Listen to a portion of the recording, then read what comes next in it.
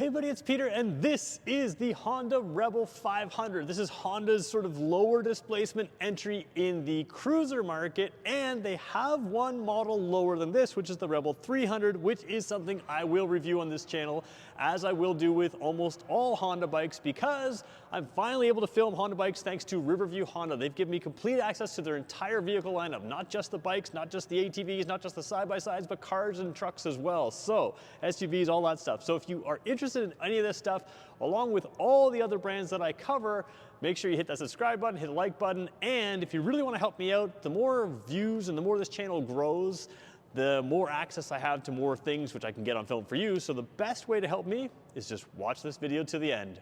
All right, let's get going with this review. So before we get into showing things that a lot of other videos aren't showing you, let's just put this in a class. Now, because this is a 500cc motorcycle, there are options out there, but because it's a cruiser, you have to decide what type of cruiser you want. Now, first of all, this is a parallel twin. A lot of the bigger cruisers, the Harley-Davidson type cruisers, are V-twins. They're a little different style, a little different rumble. I will say, though, that this 500cc engine, which is used throughout the Honda lineup, does have a nice rumble for what it is on this model. So they do replicate a cruiser feel with this, but being in that 500cc class, it's more of an entry-level cruiser, more of a lighter weight cruiser. So it gives you the style, but it doesn't always give you the same feel. It's a big bike. Now, for some people, that's a good thing because these bikes are much more nimble than their bigger bikes, and you'd be surprised what a parallel twin 500cc bike can do compared to a much bigger, older tech V-twin. This one might be not that far off in speed, relatively speaking, than some other cruisers that are out there that have maybe a different style engine. So what do you get a cruiser for? Well, a cruiser, first of all, is great for entry-level riders that want to experience a variety of riding experiences. They are comfortable from the start, they have an extremely low seat height, and to me, the best thing about a cruiser is they are naturally set up for accessories. Now, my first motorcycle was a cruiser. It's why I fell in love with motorcycling, and the thing I had on my Honda was side bags. You can get side bags on this cruiser, and not only do they look the part, they look right, they also come with Honda accessories, and they fit enough stuff, and it just kind of fits on the bike really well. So, you know, if you get a standard style bike or a sport bike, it's hard to put the right kind of luggage just because of the way the rear end is set up. You can see sport bikes, usually the rear end is way removed from the tire, but you've got a platform here that you can use for zipping around town, that you can use on zipping down those country roads. You can certainly go on the highway if you want to, although most of us are going to want to stick to a little bit off the main highways, and this bike does that really well.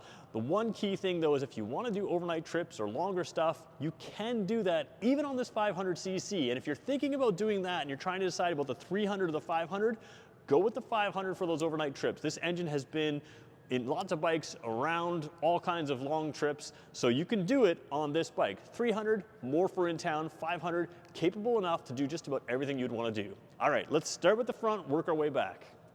So I always say, if you've seen my reviews before, you know I like to start at the front tire because you can talk about the manufacturer's intent. And in this 500cc class within Honda, you have a lot of variety. We showed you the CBR 500, which shares an engine with this. They say the tuning is a little bit different on it, but it has upside down shocks. They're a little bit higher end than this. It has, of course, sport tires. So you have a completely different setup here. These are 16-inch front tires, so it's 1 inch smaller diameter in the front wheel than a sport bike would be at 17, but they're much wider. 130/90 is the sort of 130/90/16 front tire here. So what you have is something that's pretty good at absorbing bumps. You do have standard right side up forks instead of upside down forks, which is the traditional cruiser look. And remember, when you're looking at a cruiser, a big piece of this is about style. Now, one thing that may not show up great on the video is these sort of bronzed wheels here. They look really cool. They're just tinted enough to be unique. I happen to like non-spoked wheels on a cruiser. I think they're just a little easier to clean than spoked wheels. So you want your cruiser looking good, but again, everything's pretty much blacked out except for those bronze wheels. You've got a single disc here, which is all you need on a bike like this. Very common for the class, and the fact is single discs are still popular on much heavier cruisers. So single disc, ABS ring, so you've got ABS front and rear on this bike. One little thing you can't see is you do have a little grill in front of your radiator there, which is kind of nice to have if you're shooting up stuff.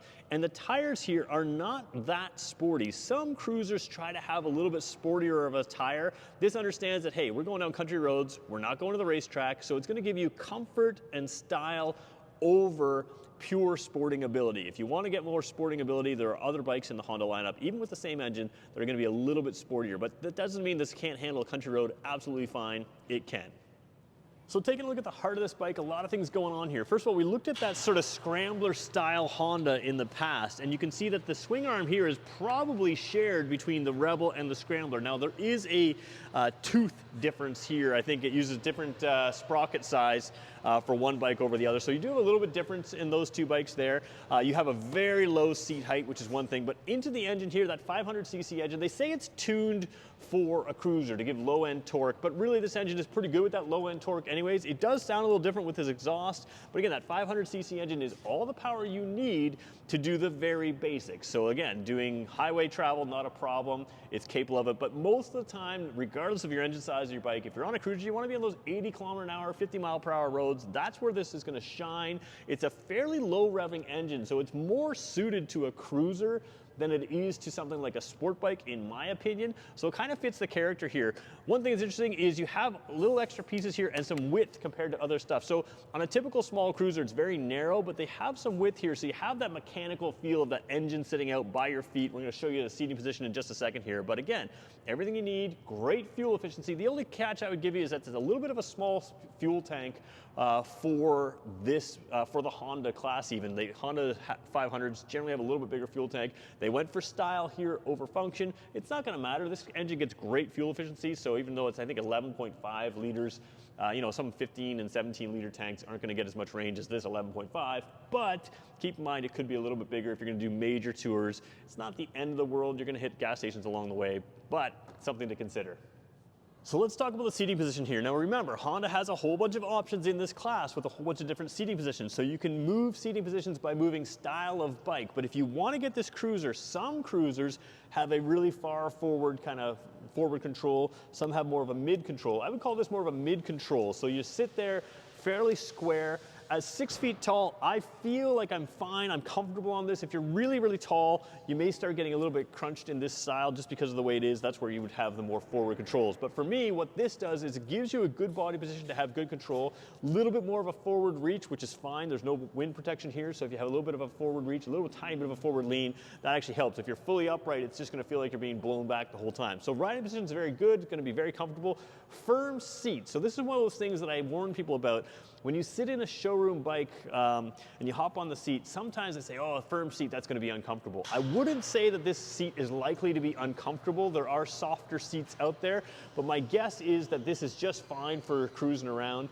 The suspension, again, is tuned for comfort here, so you're not dealing with something that's really harsh or anything like that. But again, normal position, comfortable. If you are a little bit shorter than me, you can always rotate these bars towards you. If it looks like I'm really stretched out here, you can rotate those bars towards you a little bit. You can sort of swap them out with the aftermarket, but even just rotating them towards you can give you a little bit more relaxed thing. Or if you're shorter and you don't want to be leaned over so much, they can be moved a little bit. So there's some adjustment in there, but your feet are kind of where they are, and it is what it is. Very narrow bike, but like I said, this comes out, so there's some width at the feet. You know, it's up to you if that's what you want, but again, it's a cruiser kind of feel here for sure. And if that's what you want, very good. Now, again, being about 6 feet tall, you can see I am very, very low to the ground here. I always say don't look at, well, you can look at seat specs, but I've sat on bikes that are 2 inches taller and feel easier to control simply because of the width of the seat or the width of the bike and that kind of thing. So what I will say about this is the seat's very low. Doesn't matter how short you are. If you're comfortable on a bike, you're going to be comfortable on this bike. Again, even if you're tall, it's fine, like me. If you're a little bit taller, like I said, you have to wonder. Now, one thing I will say is if you go to the Honda accessories, you can get some really cool styling things here. We're going to show you this a little bit later, but you can get a brown seat, looks pretty cool. You can have like this rail here. You can get the rear seat eliminated. You can put racks on there. There's all kinds of cool stuff. So it's worth looking at the accessories of this bike to fancy up the style a little bit if that's what you want to do. So taking a look at the seat here again, smaller seat on the back. If you were to compare this to a sport bike has probably even smaller seat again. But again, this bike is mostly designed for a single passenger, but you have the option of taking a passenger if you want. You're certainly capable of doing that. I find them just to be this size and this style bike to be more comfortable with just a single passenger or a single person, no passenger.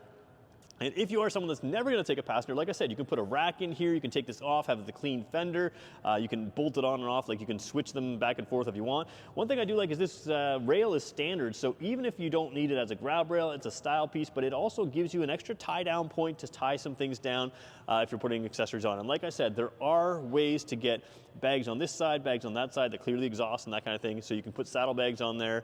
Lots of ways to take stuff if you want to go on a little day trip or evening trip. So let's take a look at the controls now. Start with the dash and then work our way over to the controls. All right, so I'm pointing down here. That's where your key is. You can see my tripod leg there, but we're not interested in where the key is so much. We're interested in the dash. So we're gonna come into the dash. We're gonna zoom right in here. Let's go all the way in and get it really tight. There are some warning lights that may not show up perfectly, but we wanna try to show you this dash. It is a hard dash to film. It's not my favorite dash overall, but you can see it says Rebel there when you start it up, which I think is pretty cool. You have a lot of the basics in here and nothing else. So one thing that is missing from this bike for some people that they would want is a tack.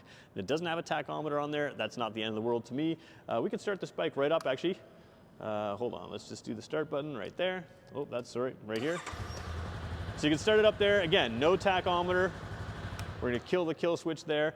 But what you have here is the basics. You do have a gear indicator, which I find is really nice. I learned on bikes without gear indicators, never had a problem. But once you have a gear indicator, it's kind of nice to have that. You can cycle through the bottom here. It says total kilometers right there. We're gonna look at total. There's your trip A, there's your trip B. There's your trip A fuel efficiency of your average, and your trip B fuel efficiency, which is your average. Now ignore fuel efficiency numbers. This bike has not traveled far enough to actually give you real fuel efficiency. And then there's your instant fuel efficiency down there as well, and back to the total. So that's all you have. You got a clock up top, speedometer, and fuel gauge. Pretty simple stuff. I believe it does have an extra warning light down there for low fuel as well. And again, this dash is not my favorite dash. It's not TFT display, but it gives you everything you need and it's not gonna be distracting. So you can see your speed in most light. You can certainly see it a little clearer than I can show it on camera here, but it's fine. What I do like though, is it really fits in with that cruiser style. You have nothing else here that you wouldn't want in your way.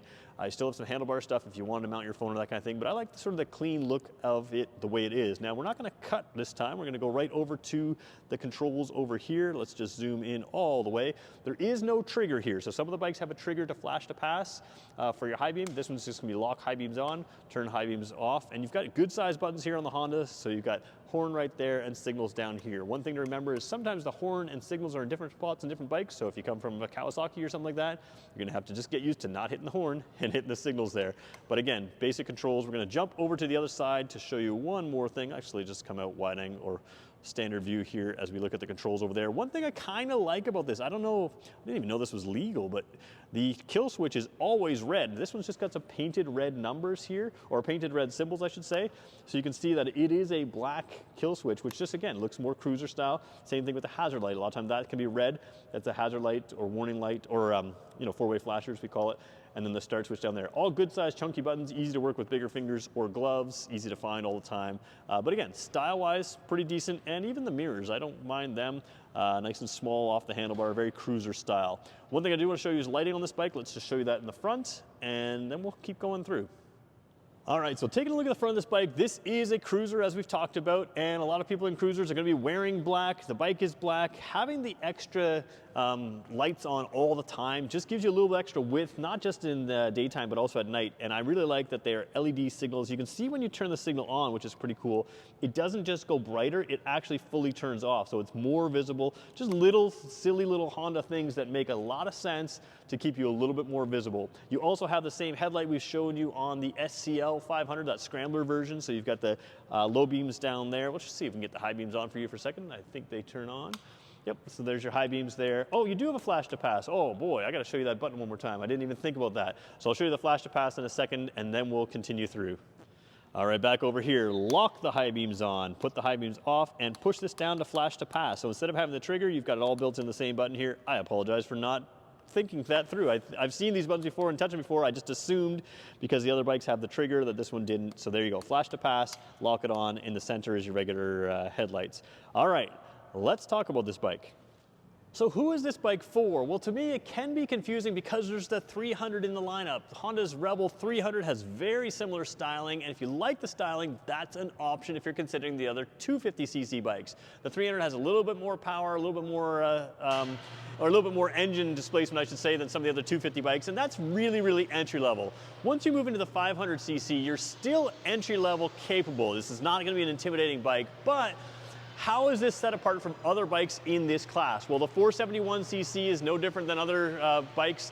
A lot of these small 500cc's are just a hair under 500cc's. What you get with this is more cruiser style and cruiser feel. Other bikes go for a little bit more sporty feel. This one I would say goes for more cruiser style feel. So you're getting this cruiser style for sure, but it also feels like a cruiser for a 500. Now again, as a parallel twin 500, it's not gonna be a big V-twin, it's not gonna be a huge rumble, but it still has that consistency of if you move from this to bigger bikes. Where I will say this bike is gonna do well is just comfort. It's still built to a price point. It's the entry level-ish bike from Honda, which means it's going to have more standard suspension, nothing too fancy there, but it is something that can do everything you would want to do in motorcycling. It can go on overnight, longer trips. It's going to be fine for that. Are there better versions? Yes, but if you're going to go on an all-day trip, again, pretty comfortable, it's going to work. It is a very low seat height, so if you're very tall, you have to consider if this is going to work for you, but if you're very short, it's absolutely going to work.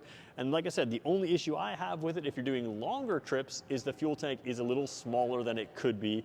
Not the end of the world. This bike is known to get very good mileage. So cruiser feel, cruiser look throughout, no tachometer. No tachometer is not uncommon on a cruiser, so that's not something to worry about, but it does have a decent sound as well. So let me know if this is the kind of bike that you would like. Let me know in the comments, and if you made it this far, make sure you hit that subscribe button, leave us a like, and let's thank Riverview Honda for giving us access to this vehicle. This model is a 2024. I will cover all the 2025s as they come in as well. Thanks everybody for watching. We'll catch you in the next one.